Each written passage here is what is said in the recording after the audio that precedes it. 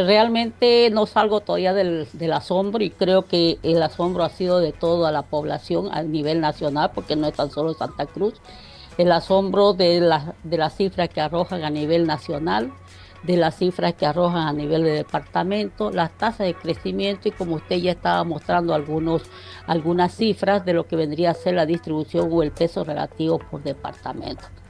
El hecho de que Bolivia tan solo tenga 11.312.000, eso nos da una tasa de crecimiento del 1% entre el censo del 2012 al 2024. Si bien nosotros en el 2012 sabíamos ya que iban a salir datos errados porque la manera en que se trabajó, pero esto nos ha sorprendido aún más porque pensábamos de que con tanta discusión y con el tanto tiempo que han tenido, iban a estar los resultados mucho más certeros y más próximos a la realidad. Creo que los datos que arroja este censo están muy, muy, muy lejos de lo que podría ser una situación real. Como demógrafas y como demógrafos, que tenemos ahí un grupo de demógrafos a nivel nacional, nosotros no consideramos de que Bolivia tenga esa cantidad, porque para que tenga eso, para que tenga una tasa de crecimiento uno, la fecundidad debería ser menos del 2 hijos por mujer, y creo que estamos lejos todavía de llegar a esa cifra. Las tasas de fecundidad en muchas de las áreas rurales todavía es por encima de 3. En las áreas urbanas es posible que haya bajado, pero no estamos todavía por menos de 2 hijos por mujer. Si bien dicen de que ha existido una mayor mortalidad en la parte en el momento de COVID, pero también debemos tener en cuenta que en esa época se han dado mayor número de nacimientos por el confinamiento. Entonces, si uno va mirando, muchas de las parejas que no tenían previsto de tener hijos han tenido y se han quedado embarazadas por el confinamiento que ha existido de varios meses. Entonces yo creo que la fecundidad en el caso de número de nacimientos ha aumentado. Tenemos ciertas cifras en el caso de nacimientos en el departamento de Santa Cruz solamente. Tendría que, según los datos que tiene del INE, nosotros en los últimos 10 años habrían existido más de 700.000 nacidos. Y no creo que haya existido esa cantidad de defunciones en ese tiempo. Ahora bien, ¿estamos peor que en el 2012? ¿Peor en cuanto al levantamiento de información o estamos peor en situación económica de tal manera que haya existido un flujo tan extraordinario hacia otros países donde hayamos reducido lo que vendría a ser el crecimiento poblacional y llegar solamente a 11 millones? Peor todavía en Santa Cruz, cuando vamos mirando en Santa Cruz el crecimiento poblacional, y si uno sale solamente un fin de semana, algunas de las radiales, algunos de los barrios, vemos el crecimiento extraordinario que ha tenido la ciudad de Santa Cruz.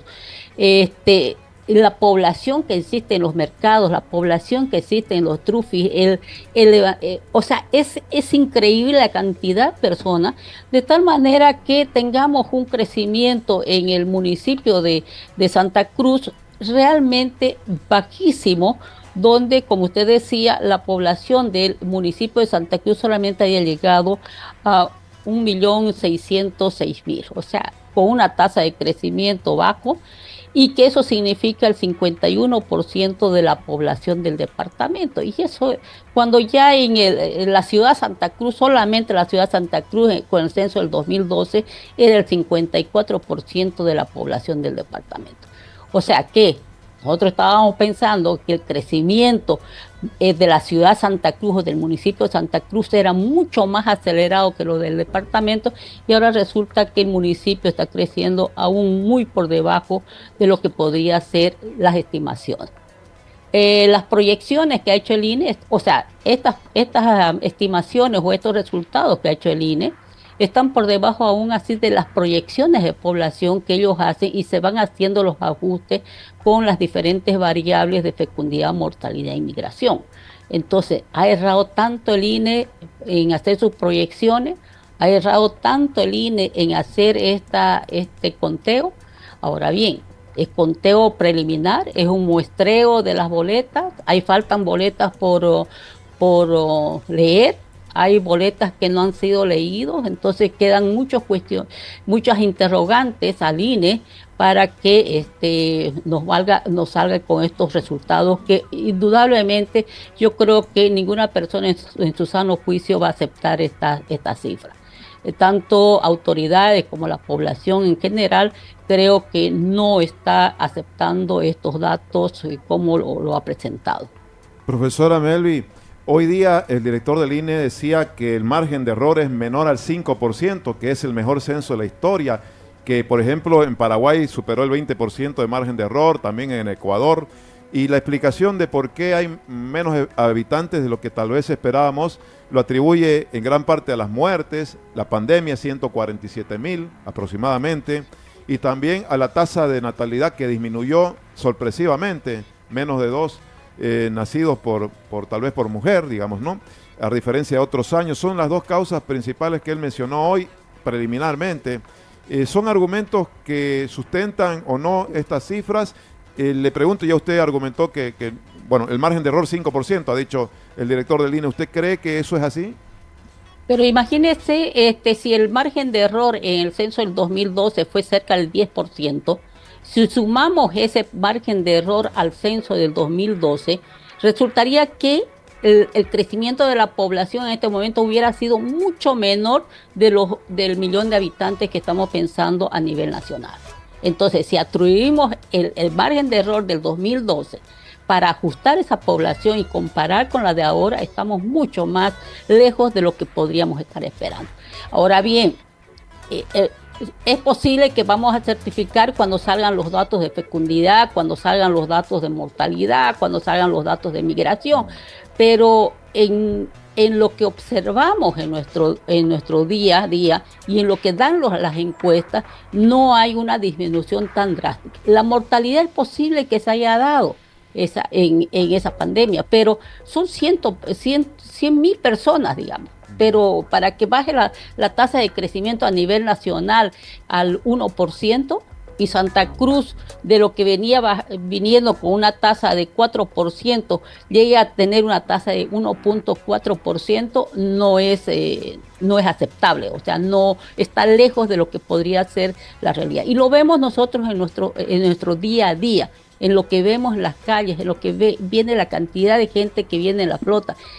Sin ir lejos, uno puede ir a las terminales, la cantidad de gente migrante que viene es increíble y no puede ser que estemos con estos datos. Profesora, no es aceptable. sí, el ICE de Santa Cruz había estimado 4 millones a través de una encuesta y bueno, la diferencia son 900,000 habitantes. Bueno, se argumenta de que lo del ICE de Santa Cruz era una encuesta y no un censo y por eso quizás la diferencia en la explicación. ¿Qué piensa al respecto? Y le pregunto también si es viable a partir de ahora plantear lo que se está planteando, que haya una auditoría internacional al censo, que hayan expertos que lo auditen también a nivel interno, así lo ha planteado también el gobernador en ejercicio de Santa Cruz. ¿Qué piensa? Bueno, puede haber, bueno, con los datos del ICE, efectivamente es una encuesta y cuando me preguntaban yo decía, posiblemente no lleguemos, pero sí dentro de las proyecciones del INE estaban 3.600.000. Entonces yo dije, vamos a llegar a 3.600.000, 3.700.000. Entonces esa era la cifra y de acuerdo a las proyecciones con las tendencias de fecundidad, mortalidad e inmigración, se podía llegar prácticamente a esa cantidad.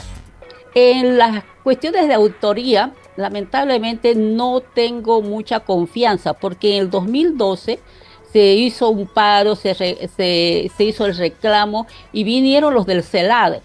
Me acuerdo que vinieron expertos del CELADE, entonces revisaron los datos del censo sin decir si es que estaba bien o mal, pero recomendaron que hagan unos promedios móviles porque ahí el problema fue la omisión de menores de edad en el censo del 2012. Entonces, al existir esa omisión de menores de edad, entonces lo que se recomendó es que se haga un prorrateo, una recomendación de un solo prorrateo. Cuando se fueron los señores del CELADE, los expertos, que eran 2 personas, que eran demógrafos, hicieron 5 prorrateos más. Entonces, por eso es lo que se tiene 5 bases diferentes de los valores del censo. Entonces, en este caso, ya hemos visto la relación del CELADE no hay muchos demógrafos, son más sociólogos y que no están entrando mucho a la parte técnica de censo, por lo que hemos visto en las mesas técnicas que hemos tenido. Entonces no creo que nos den muchas luces en lo que vendría a ser la auditoría. No sé qué otro camino tocará, o sea, que nos presenten los datos rápidos de lo que vendría a ser fecundidad, mortalidad y migración para que los demógrafos analicemos cuáles son las tendencias y si efectivamente son. Entonces, pero yo no confío mucho en lo que vendría a ser los expertos, que no hay expertos demógrafos, ni en el CELADE, en las autoridades del CELADE o de la CEPAL, ni del UNPA, ni de otras autoridades, como lo que he estado mirando dentro de los expertos de alto nivel que estuvieron en esa reunión de la presentación del censo. Muchas gracias, profesora. Como siempre, muy útil su lectura en su condición de técnica demógrafa, una de las más destacadas del país.